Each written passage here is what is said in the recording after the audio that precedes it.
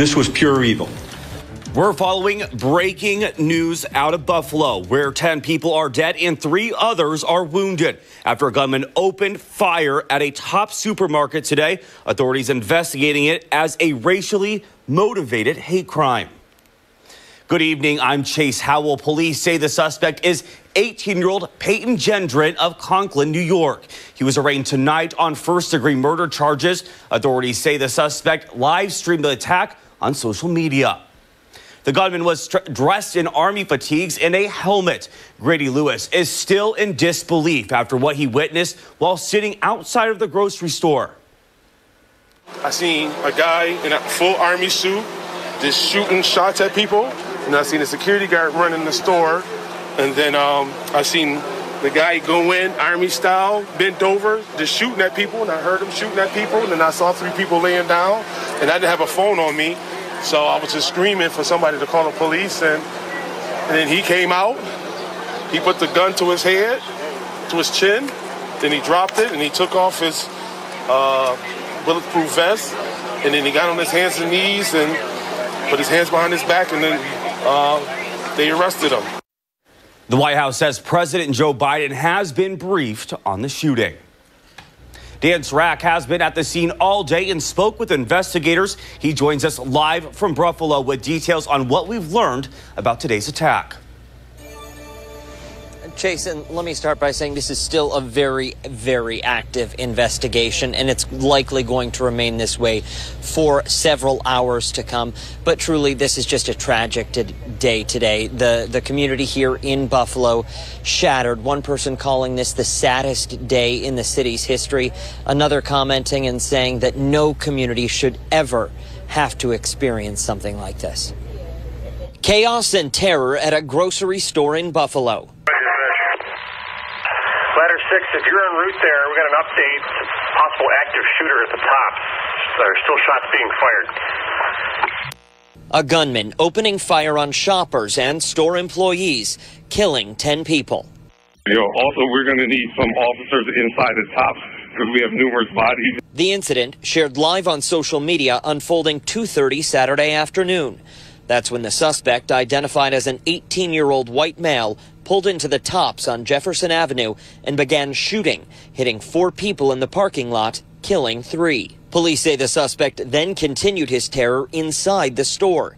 Security, a retired police officer, tried to take the suspect down, firing multiple shots. But because he had heavily armored plating on, that bullet had no round. The suspect engaged our retired officer, and he was ultimately shot and deceased at the scene. Investigators say the suspect continued working his way through the store, shooting and killing 6 other individuals and injuring 2 more. Then, just minutes after the first shots rang out, the suspect was met by police at the store entrance. At that point, the suspect put the gun to his own neck.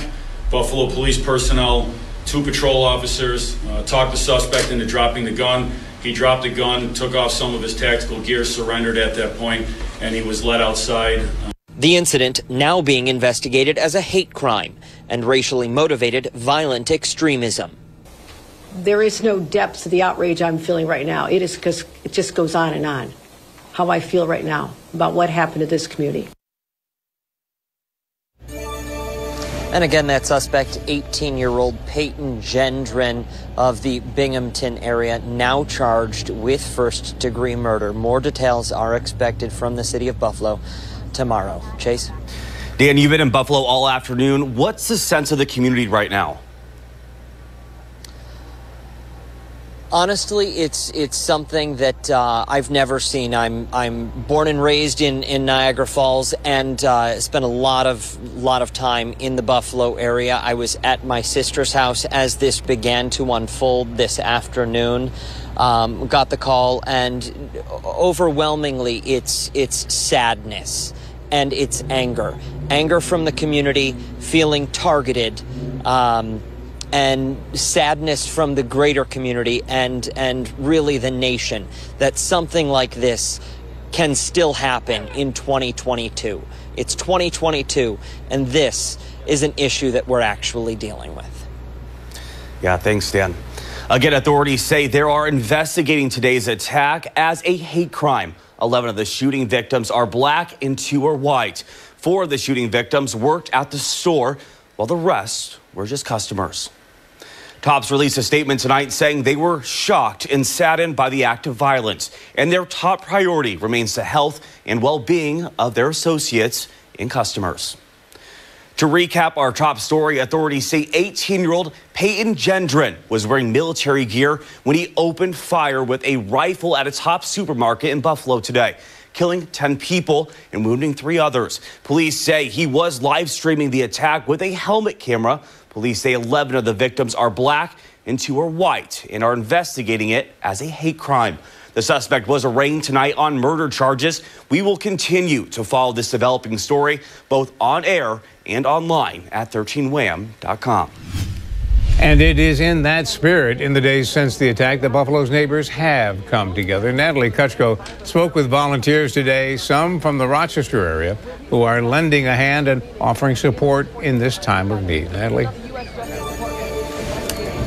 Well, Don, a strong presence from the community seen and felt here again today. Volunteers have been serving food at all hours and collecting donations in masses since the shooting happened this past Saturday. We're told they'll be here as long as it takes, feeding those here in the neighborhood, first responders, because as they say, this is just what they do. Various memorials continue to grow outside the Top supermarket on Jefferson Avenue in Buffalo, the site of Saturday's violent attack. Ronald Hall lives in Rochester and works in Buffalo. He stopped at a store across the street just moments before the shots rang out. So when I came up here, I went to get a bottle of water. And I saw a lot of commotion that was going on here. I didn't know what was going on. I heard a pop, pop, pop. And I was at work and I saw a bunch of messages flash through asking me if I'm okay.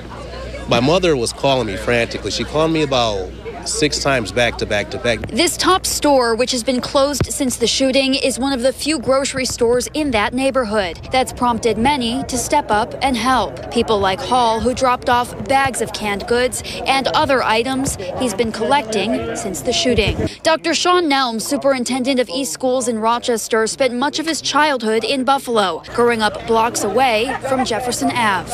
Anytime that a tragedy happens in your hometown, you know, it hits home. We grew up relying on food pantries and local organizations who brought food in. Across the street from the scene, volunteers from Western New York Peacemakers are making sure the community stays fed. I mean, it's a tragic incident, but sometimes it might take things like this to bring all these people together from all walks of life.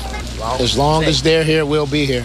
Nelm says this neighborhood is close-knit, and as neighbors, loved ones of the victims, and the entire city of Buffalo try to heal and move forward, he's hopeful.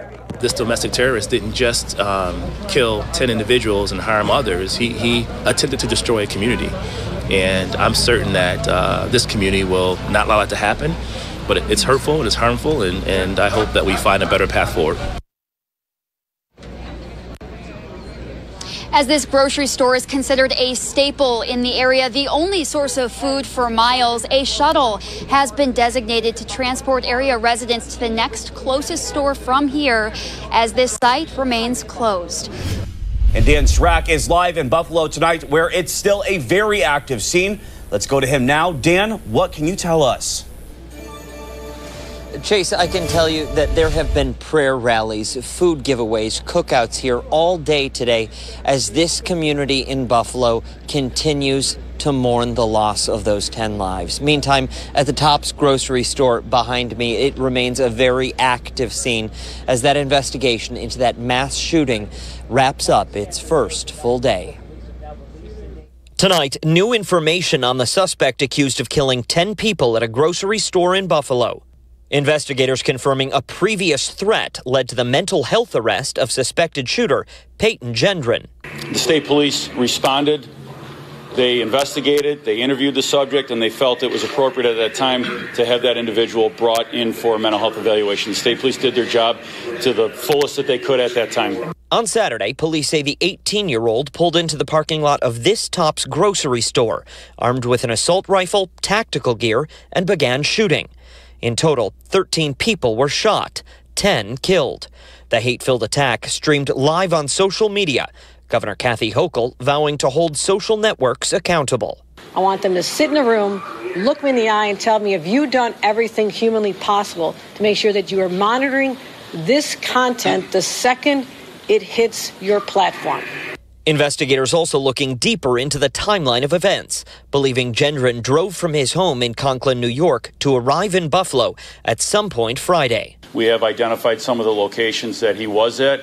We know he did some reconnaissance on the area and in the store. Daniel Love owns a barbershop across the street and says the alleged shooter sat in his car parked in the business's lot late Friday. He sat there about 45 minutes before, and before I left. He was just on his phone. He was looking across the street.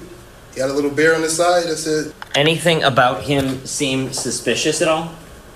I mean, he's a white guy over around here, but that's kind of suspicious, but not really. Also part of the investigation, an alleged hate-filled manifesto outlining a plan to kill black people. We have it. We're not going to comment any further on that, but we have it's being evaluated at all levels of government. And tonight, Gendron remains in county holding. He is due back in court in Erie County this coming Thursday. Meantime, the sheriff's office says he will undergo another mental health evaluation.